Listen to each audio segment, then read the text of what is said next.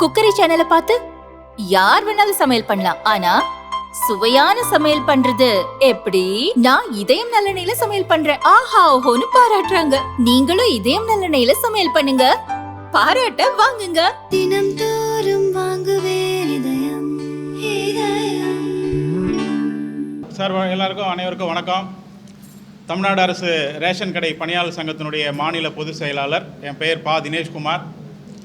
இந்த செய்தியாளர் அனைவரையும் சந்திக்கிறது நோக்கம் என்ன அப்படின்னா, தமிழகம் முழுவதும் ஏழை மக்களுடைய பசிப்பினியை போக்கி வரும் ரேஷன் கடை பணியாளர்களுடைய கோரிக்கை நிறைவேற்றாமல் உள்ளது. கடந்த எதிர்க்கட்சியாக இருக்கும் பொழுது திமுக தேர்தல் வாக்குறுதி அளித்தது. அதில் 236வது தேர்தல் வாக்குறுதியாக தமிழகம் முழுவதும் உள்ள ரேஷன் கடைகளை, பல்வேறு துறையின் கீழ் இயங்கக்கூடிய ரேஷன் கடைகளை ஒரு துறையாக கொண்டு வருவோம் என சொன்னார்கள், அறிவித்தார்கள். இன்று வரை தேர்தல் வாக்குறுதியை திமுக அரசு நிறைவேற்றவில்லை. அதனை நிறைவேற்ற வேண்டும். கடந்த காலங்களில் அனைத்து தொழிற்சங்கங்களும் பல போராட்டங்களை நடத்தியது. அப்போதெல்லாம் பணியாளர்களுக்கு ஆதரவாக இருந்துவிட்டு 4.5 வருட காலமாகியும் சொல்லாததை செய்யும் முதல்வர் சொன்னதை ஏன் செய்யவில்லை என்பதுதான் எங்களுடைய கேள்வியாக உள்ளது. தமிழகம் முழுவதும் அரசினுடைய திட்டங்களை மக்களுக்கு சிந்தாமல் சிதறாமல் கொண்டு சேர்க்கின்றனர் ரேஷன் கடை பணியாளர்கள். ஆனால் அவர்களது கோரிக்கையில் எந்த விதமான முன்னேற்றமும் இல்லை என்பது எங்களுக்கு மிகுந்த வேதனைக்குரிய செயலாக உள்ளது. அது மட்டுமின்றி தமிழகம் முழுவதும் POS கருவியுடன் ப்ளூடூத் எடைத்தராசோடு இணைத்ததினால பொதுமக்கள் மிகுந்த சிரமத்தோடு பொருட்களை பெற்று செல்கின்றனர். ஒரு பொருளுக்கு பொருட்களை விநியோகிப்பதற்கு குறைந்தது 15 நிமிடம் ஆகிறது.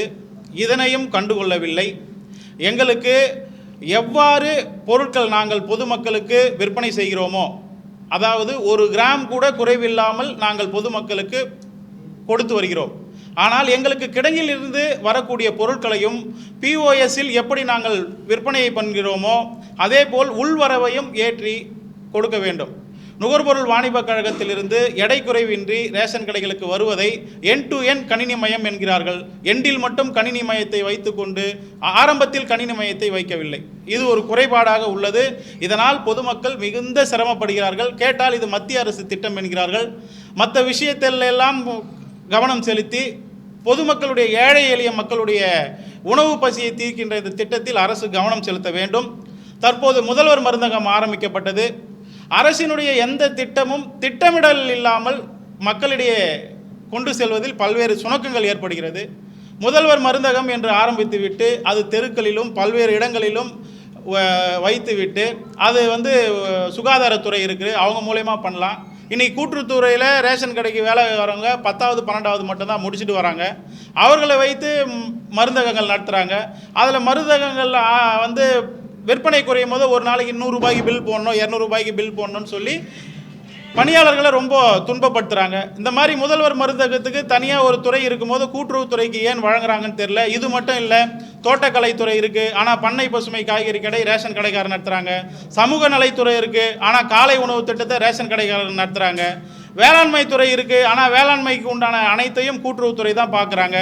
இப்படி பல்வேறு விதமான விஷயங்களையும் கூட்டுறவுத்துறை தான் நடத்திட்டு வருது. அடுத்தது, தற்போது முதல்வர் அமைச்சருடைய மனதிற்கு ஏற்ற திட்டமான தாய்மானவர் திட்டம். இந்த தாய்மானவர் திட்டம் எதற்காக கொண்டு வரப்பட்டது அப்படின்னா, வயசானவங்களுக்கு வீடு தேடி ரேஷன் பொருளை கொடுக்குறோம். ஏற்கனவே அதாவது யார் அவங்கள ரெஃபரன்ஸ் பண்ணுறாங்களோ அவங்களுக்கு அங்கீகார சான்று பெற்று பொருட்கள் வழங்கப்பட்டது.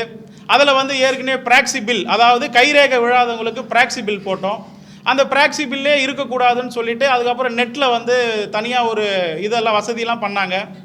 அப்படி இருக்கும்போது தாய்மானவர் திட்டத்துக்கு வீடு தேடி எடுத்து போய் கொடுக்க வேண்டிய அவசியம் என்ன? யார் விரும்புகிறாங்களோ, ஏன்னா எவ்வளோ 70 வயசுன்னு இல்லை, குறைந்த வயது இருக்கிறவங்களோ கூட பொருட்கள் பெறணும்னா அவங்களுக்கு ஏதாவது இப்போ எப்படி நம்ம கேஸ் புக் பண்ணுறோமோ அந்த மாதிரி புக்கிங் செய்து கொடுக்கலாம். ஆனால் இப்போ நாங்கள் வீடு வீடாக போகிறதுனால அந்த ஒரு நாள் கடையை நாங்கள் மூடிட்டு தான் நாங்கள் வீடு வீடாக செல்ல வேண்டிய சூழல் இருக்குது. இதெல்லாம் அரசு கவனத்தில் எடுத்துக்கணும். இதெல்லாம் வந்து செம்மையாக எப்படி பண்ணலாம் அப்படின்னா, இப்போ எல்லாருடைய மொபைல் எண்ணும் அதில் வந்து இணைச்சிருக்கிறாங்க. எல்லாமே வந்து ஓடிபி எல்லா மொபைல்லையுமே இருக்குது. அப்படி யார் பொருள் வாங்க வராங்களோ அவங்க எண்ணுக்கு ஓடிபி அமைச்சு கூட இந்த திட்டத்தை மேலும் சிறப்பாக செய்ய முடியும். அரசு எந்த திட்டத்தை சொன்னாலும் கூட்டுறவுத்துறை உயர் அதிகாரிகள் எதுவுமே அதில் இருக்கிற குறைபாடுகளை பார்க்கறதில்ல. ஆனால் உடனடியாக இதை செய்யணும்னு கீழ்மட்ட அதிகாரிகளையும் துன்புறுத்தி பணியாளர்கள் மிகுந்த சிரமத்துக்கு ஒர்க் பண்ணுறாங்க. இந்த தாய்மானவர் திட்டத்தில் மாற்றுத்திறனாளி பணியாளர் இருக்காங்க, கர்ப்பிணி பணியாளர் இருக்காங்க, எவ்வளோ பிபி பேஷண்ட் அவங்களாம் கூட நம்ம ரேஷன் கடையில் வந்து வீடு வீடாக கொண்டு சேர்க்கறதுல மிகுந்த சிரமம் இருக்குது. அதனால் அரசு யாருக்கு வேணுமோ அவங்க வந்து புக் பண்ணாவே யூனிவர்சலாக இந்த பொருள் எல்லாருக்கும் கிடைக்கிற மாதிரி வழிவகை செய்யணும். அதே போல் பகுதி நேர கடைகளுக்கும் முழு நேர கடைகளுக்கும் ஒரே மிஷினை வைக்கிறாங்க. இந்த பிஓஎஸ் கருவி பல இடங்களில் சர்வர் கோளாறு ஏற்படுது. ஒரே கடைக்கு 2 மிஷின், கடைகளுக்கு தனித்தனியாக வந்து மிஷினை கொடுக்கணும். அதே போல் இந்த ஒயாசிஸ் நிறுவனம் அந்த மென்பொருளை வந்து கொஞ்சம் வேகமாக இருக்கிறதுக்கு உண்டான வேலைகளை பார்க்கணுன்னு இந்த நேரத்தில் கேட்டிருக்கிறோம். அதே போல் கூட்டுறவு சங்கங்களின் மாநில பதிவாளருடைய கட்டுப்பாட்டில் நாங்கள் இயங்குகிறோம். எங்களது கோரிக்கைகள் எல்லாமே கூட்டுறவு சங்கங்களின் மாநில பதிவாளருக்கு தெரிந்தாலும் அவ்வப்போது அதிகாரிகள் நாங்கள் வந்து ஒரு நல்ல நிலைமையில் போயிட்டே இருக்கும்போது உடனடியாக மாறிடுறாங்க. அதனால் எங்கள் கோரிக்கையில் வந்து சுணக்கம் ஏற்படுது, நிறைவேற்றதில் காலதாமதம் ஏற்படுது. அதனால் கூட்டுறவு சங்கங்களில் கூடுதல் பதிவாளராக இந்த துறையிலேயே பதவி உயர்வு பெற்று உள்ளவங்களை கூடுதல் பதிவாளரை நியமித்தாங்கன்னா இன்னும் மேலும் மேலும் பணியாளர்களுடைய கோரிக்கை நிறைவேறதுக்கு ஒரு நல்ல வாய்ப்பாக இருக்கும்னு இந்த நேரத்தில் கேட்டுக்கொண்டு, அதே போல் தமிழகம் முழுவதும் ரேஷன் கடையில் மளிகை பொருள் கொள்முதல் பண்ணுறாங்க. ஜேபிசி அப்படின்ற ஜாயிண்ட் பர்ச்சேஸ் கமிட்டி அது மூலம் வந்து ரேஷன் கடையில் வந்து மளிகை பொருளை கொள்முதல் பண்ணுறாங்க. அது வெளிப்படைத்தன்மையாகவே இல்லை. ஜேபிசினா ஜாயிண்ட் பர்ச்சேஸ் கமிட்டி, ஒரு சிண்டிகேட், அவங்களுக்குள்ள ஒரு 10 பேர் 15 பேர் அமைச்சிக்கிட்டு ரேஷன் கடைகளுக்கு தரமில்லாத பொருள்களும் வெளி மார்க்கெட்டில் அறிமுகம் இல்லாத பொருள்களும் விற்க சொல்லி பிரச்சனை எழும்போது உங்களை மாதிரி பத்திரிகையாளர்கிட்ட ரேஷன் கடையில் கட்டாயமாக பொருட்கள் வாங்க வேண்டிய கட்டாயம் இல்லைன்னு ஒரு அறிக்கை மட்டும் விட்டுட்டு இதாலேயும் பணியாளர்கள் தான் பாதிக்கப்படுறாங்க. அதனால் இந்த ஜாயிண்ட் பர்ச்சேஸ் கமிட்டி ஜேபிசி எல்லாம் ஒழித்து வெளிப்படையான கொள்முதலை பண்ணுறதுக்கு கூட்டுறவுத்துறை முன் வர வேண்டும். மேலும் எங்களுடைய கோரிக்கை சம்பந்தமாக அனைத்து கட்சிகளுக்கும் நாங்கள் வந்து கடிதம் எழுதினோம். அதில் குறிப்பிட்டு ஒரு 3 சங்கங்கள் 3 அரசியல் கட்சி மட்டும் அவர்களுடைய கண்டனத்தை அரசுக்கு பதிவு செஞ்சாங்க. எடுத்துக்காட்டாக பாமக, அமமுக, ஓபிஎஸ் ஐயா அவங்க மட்டும் அறிக்கை கொடுத்தாங்க. ஆனால் நாங்கள் வந்து தினமலர் பத்திரிகையில் வந்தது அனைத்து அரசியல் கட்சிக்கும் நாங்கள் வந்து எங்களது கோரிக்கையை சொன்னோம். இப்போ தமிழக வெற்றி கழகம் அப்படின்ற அரசியல் கட்சி எல்லாம் வந்து ஒரு பெரிய இஷ்யூவான விஷயங்களை மட்டும் கையில் எடுக்கிறாங்களா கண்டி மக்களுக்கு அடிப்படையில் வேலை செய்கிற இந்த பணியாளருடைய பிரச்சனையெல்லாம் கையில் எடுத்து பொதுமக்களுடைய பிரச்சனைகளையும் இப்படி மக்களுடைய ஒன்றி இருக்கிற பணியாளருடைய பிரச்சனையும் எடுத்து பேசணும்னு இது வாயிலாக கேட்டிருக்கோம். அதே போல் மாண்புமிகு எதிர்க்கட்சி தலைவர் அவர்களும் எங்களது கோரிக்கையில் கவனம் செலுத்தணும். கடந்த ஆட்சியில் எங்களுக்கு கடைசியாக 2021 பிப்ரவரியில் கடந்த ஆட்சியில் ஒரு ஊதிய உயர்வு வழங்கினாங்க. இன்றைக்கி வரைக்கும் எங்களுக்கு ஊதிய உயர்வு சம்பந்தமாக எதுவுமே சொல்லலை. இந்த ஆட்சி வரணும்னு நாங்கள் ரொம்ப விருப்பப்பட்டோம். உங்களுடன் ஸ்டாலின் முகாம்லலாம் எங்களது கோரிக்கையை கொண்டு போய் கொடுத்தோம். நாங்கள் எப்பவுமே முதல்வர் கூட இருக்கணும்னு தான் நாங்கள் ஓட்டு போட்டு வர வச்சோம். ஆனால் எங்களுக்கு இந்த மாதிரி வந்து ஒரு அநீதி இந்த அரசு இழக்குன்னு நாங்கள் நினச்சி கூட பார்க்கல. இனி வரும் ஒரு 6 மாத காலம் இருக்குது. தயவுசெய்து மாண்புமிகு அமைச்சர் பெருமக்களும் முதல்வருடைய கவனத்துக்கு நேரடியாக கொண்டு சென்று எங்களது வாழ்வாதார கோரிக்கையான தனித்துறையை ஊதியத்தை கொடுக்கணும்னு இந்த பத்திரிகையாளர் சந்திப்பு வழங்க கேட்டுக்கொண்டு, தவறும் பட்சத்தில் வருகின்ற 12/9/2025 அன்று எங்களது கோரிக்கை நிறைவேறும் வரை கூட்டுறவு சங்கங்களின் மாநில பதிவாளர் அலுவலகத்திலேயே காத்திருப்பு போராட்டம் நடைபெற வந்து எங்கள் சங்கம் வந்து முடிவு செய்துள்ளது. அதனை இந்த பத்திரிகையாளர் வாயிலாக தெரிவித்துக் கொள்கிறோம். மேலும் எங்களுக்கு வந்து ஊதியம் குறித்து மாநில தலைவர் அனைவருக்கும் வணக்கம். எங்களுடைய வாழ்வாதார கோரிக்கையான ஊதியத்தை பெற வேண்டிய கட்டாய காலத்தில் இப்பொழுது இருக்கிறோம். ஏனென்றால் மாத ஊதியம் 50 ரூபாய் அளவில் வழங்கப்பட்டு இன்றைய தினம் தொகுப்பூதியம் ஒரு வருடத்துக்கு 6,780 என்ற நிலையில் ஒரு வருடம் முடிந்தபின் 12,300 ரூபாய் ஊதியம் பெறுகிற பணியாளர் என்ற நிலையில் பணிபுரிந்து வருகிறார். அவருடைய அந்த ஊதியமானது அவருடைய வாழ்க்கை தரத்துக்கோ வாழ்க்கை வாழ்வதற்கோ வாழ்வாதாரத்தை பெருக்குவதற்கோ இல்லை என்பதை தெரிவித்து எங்களுக்கு உடனடியாக ஊதியம் வழங்க வேண்டும் என்ற கோரிக்கையின் அடிப்படையிலே ஊதியம் வழங்குவதற்கு காலக்கெடு எதுவும் அரசாங்கம் நிர்ணயம் பண்ணவில்லை. 3 வருடத்துக்கு ஒரு முறையோ 1 வருடத்துக்கு ஒரு முறையோ 5 வருடத்துக்கு ஒரு முறையோ அரசாங்கம் காலக்கெடு நிர்ணயிக்கவில்லை. இப்பொழுது ஊதியம் அறிவித்து சுமார் 4.5 ஆண்டுகள் முடிந்துவிட்டது. இன்னும் 6 மாதம் இந்த அரசாங்கம் பதவியில் இருக்கும். அடுத்து சட்டசபை தேர்தல் வரும், அடுத்து கூட்டுறவு தேர்தல் வரும், உள்ளாட்சி தேர்தல் வரும், பாராளுமன்ற தேர்தல், இப்படி தேர்தல் எல்லாம் வரும் காலங்களில் இன்னும் காலக்கெடு நீடித்து குறைந்தபட்சம் 7 ஆண்டுகளுக்கு பின்னாலேயே தான் எங்களுக்கு ஊதியம் கிடைக்கும் என்ற அடிப்படையில் நாங்கள் உடனடியாக ஊதியத்தை பெற வேண்டிய நிலையில் இருக்கிறோம். எங்களுக்கு பணியாளர் ஊதியம் குறித்து நாங்கள் என்ன கேட்குறோம்னா, எங்களை 8வது ஊதிய கமிஷனில் சேரு, இல்லைன்னா கூட்டுறவு சங்க பணியாளர்கள் கொடுக்குற மாதிரி டோல் 3 செட்டில்மெண்ட் போட்டு கொடு, இல்லை டிஎன்சிசிக்கு இணையான சம்பளத்தை எங்களுக்கு கொடுக்கணும்னு கேட்குறோம். அடுத்து எப்போவுமே எங்களுக்கு ஊதிய கமிட்டி அமைப்பாங்க. அந்த ஊதிய கமிட்டியில் ஏசியில் உட்காந்து பேசி ஒரு முடிவு பண்ணி எதையோ ஒன்று சொல்லிட்டு போயிடுவாங்க. ஆனால் நாங்கள் இப்போ என்ன டிமாண்ட் வைக்கிறோம்னா, அந்த ஊதிய குழு கமிட்டியில் எங்களுடைய பணியாளர் ஒருவரை வைக்கணும். இது எல்லாம் செய்கிறதுக்கு லேட்டாக ஊதிய குழு அறிவித்து அவங்க முடிவு பண்ணி அதை வெளியே சொல்கிறதுக்கு லேட்டாக இருக்கிறதால இன்றைய தினம் என்ன விலைவாசி புள்ளிகளுக்கு ஏற்ப, கல்வி தகுதிக்கு ஏற்ப குறைந்தபட்ச ஊதியம் என்னமோ அந்த ஊதியத்தை வழங்கணும்னு நான் இந்த பத்திரிகையாளர் வாயிலாக கேட்டுட்டு, இந்த கோரிக்கைகளெல்லாம் நிறைவேறாத வகையில் 12/9/2025 மாநிலம் தழுவிய காத்திருப்பு போராட்டம் சென்னை பதிவாளர் அலுவலகத்தில் நடைபெறும் என்பதை தெரிவித்துக் கொள்கிறேன். ஜி. ராஜேந்திரன், மாநில தலைவர்.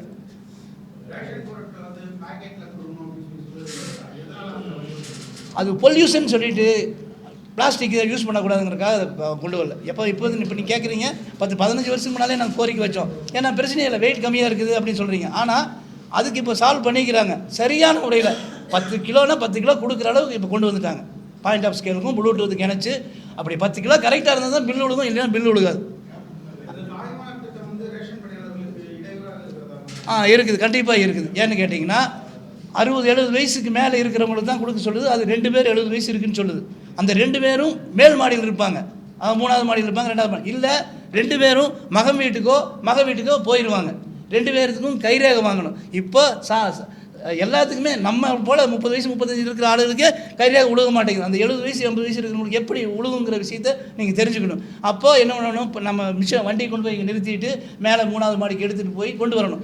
இன்னொன்று, அந்த வீதியிலேயே வண்டி போகாது, எப்படி சப்ளை பண்ணுறதுங்கிற விஷயம் இருக்கும்.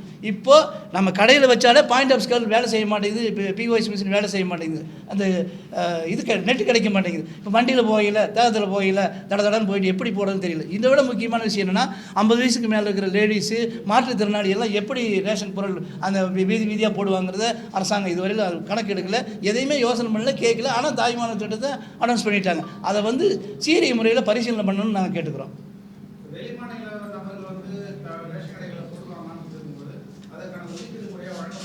இல்லை இப்போது அது ஒரு வாய்மொழியாக தான் இருந்துச்சு. வெளிநாடு, வெளி மாநிலம், வெளிவட்டம், வெளி தாலுக்கா, இல்லை பக்கத்து கடையிலேருந்து இன்னொரு கடைக்கு போகிறதா, இந்த கடையில் எவ்வளவு சேல்ஸ் ஆகுது அப்படின்னு பார்த்து ஒரு 5% 10% ஒதுக்கலான்னு தான் சொல்கிறாங்க. ஆனால் அந்த ஒதுக்கீடு முறை வாயிலாக தான் இருக்குது இல்லையா, நடைமுறையில் இல்லை. அதுக்கு ஒரே காரணம்னா, அந்த ஒயாசிஸ்னு ஒரு கம்பெனி இருக்குது, அதை ஒழிச்சா எல்லாமே சரியாகி போயிடும். இப்போ நம்ம செல் வேலை செய்யுதில்ல, ஏன் எங்கள் செல் வேலை செய்ய மாட்டேங்குது?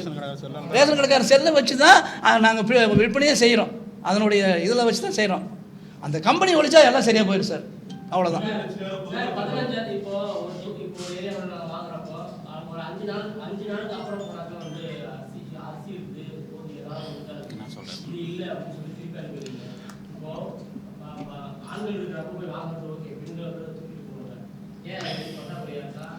சார் அதாவது சார் அரிசி பொறுத்த மட்டும் சார், அதாவது அரிசியில் NPHH, PHH, அப்புறம் FRPHHன்னு சொல்லிட்டு அரிசியை யூனிவர்சலாக கொடுக்காம இவங்க என்ன பண்ணிக்கிறாங்கன்னா, ஆப்ஷனில் PHH அரிசி, அதாவது PHHனா ப்ரியாரிட்டி ஹவுஸ் ஹோல்டர்ஸு, NPHHனா நான் ப்ரியாரிட்டி ஹவுஸ் ஹோல்டர்ஸ்னு பிரித்து கடைகளுக்கு அந்த POS மிஷினில் அரிசியை பதிவேற்றம் செய்கிறாங்க. இதனால் என்ன ஆகுது அப்படின்னா, உங்கள் கார்டு PHH அப்படின்னா இன்னொரு கார்டு NPHHனா NPHHக்கு உண்டான அரிசி இருக்கும், PHHக்கு உண்டான அரிசி இருக்காது. அந்த நேரத்தில் எங்களால் பில்லை போட்டு கொடுக்க முடியாது. ஆனால் நீங்கள் எங்களை திருப்பி கேட்கலாம், 10 மூட்டை அடுக்கி வச்சுக்கிறியே, ஏன் எங்களுக்கு கொடுக்க முடியலன்னா, அந்த மிஷினில் இருந்தால் தான் நாங்கள் பில்லே பண்ண முடியும். அப்போது அரசாங்கம் என்ன பண்ணணும்னா, இதெல்லாம் சீர்தூக்கி பார்த்து இன்றைக்கி 1 நேஷன் 1 கார்டு வந்துச்சு. யார் வேணாலும் கன்னியாகுமரியிலேருந்து சென்னை வரைக்கும் எங்கே வேணாலும் பொருள் வாங்கிக்கலான்னு. அரிசியை யூனிவர்சலாக வந்துக்கணும், அந்த கணக்கீடு அவங்க பண்ணிக்கணும். NPHH கார்டா PHH கார்டான்னு அரசு பிரிச்சுக்கணும். இப்போ 2000 கிலோ அரிசினா 2000 கிலோ அரிசியும் பில் போடுற அளவுக்கு வசதியை ஏற்படுத்தி தரணும். PHH, NPHH, PHH, AAOE, PHH, அதே போல் NPHHல போலீஸ் கார்டு, இப்படி எங்களுக்கு 10 விதமான பதிவேற்றம் இருக்குது. இப்போ வந்து ஏஏஒய் 35 கிலோ அரிசி கொடுக்கணும். இப்போ வெளியூர்லேருந்து அவர் இங்கே வந்திருப்பார், அவருக்கு 35 கிலோ அரிசி என்னால் கொடுக்க முடியாது. ஏன்னா அரிசியை மொத்தமாக கிலோனா கிலோ 10,000 கிலோனா 10,000 கிலோ பொச்சரிசி புழுங்கல் அரிசின்னு காமிக்கணும். அப்படி காமிச்சா மட்டும்தான் எல்லாருக்கும் நாங்கள் பொருள் விநியோகம் பண்ண முடியும். இன்றைக்கி இவங்க அட்டை வகையை பிரிச்சுட்டாங்க. பிஹெச்ஹெச்ன்றது சென்ட்ரல் கவர்மெண்ட்டு, என்பிஹெச்ஹெச்ன்றது மாநிலம். நாங்கள் 2 பில் போட வேண்டிய சூழலாக இருக்குது. இதனால தான் சார் அந்த பிரச்சனை வருது. இல்லைன்றது இல்லை, கடையில் ஸ்டாக் இருந்தாலும் எங்களால் கொடுக்க முடியல. இதுதான் சார் அந்த விஷயம்.